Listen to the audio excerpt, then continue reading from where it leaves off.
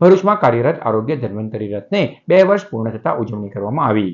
ગુજરાત બાંધકામ બોર્ડ અને EMRI green health service દ્વારા સંચાલિત ધન્વંતરી આરોગ્ય રથ ભરૂચ સિવિલ અને ભરૂચ ભોલાવ આરોગ્ય રથને 2 વર્ષ પૂર્ણ થતા બંને ધન્વંતરી આરોગ્ય રથના સહકર્મચારીઓ અને ધન્વંતરી બોર્ડના project manager Kinjal Patel, project coordinator Chetan Jadav, 108ના પ્રોગ્રામ મેનેજર ધવલ પારેખ સાથે રહીને કેક કાપી ઉજવણી કરવામાં આવી હતી।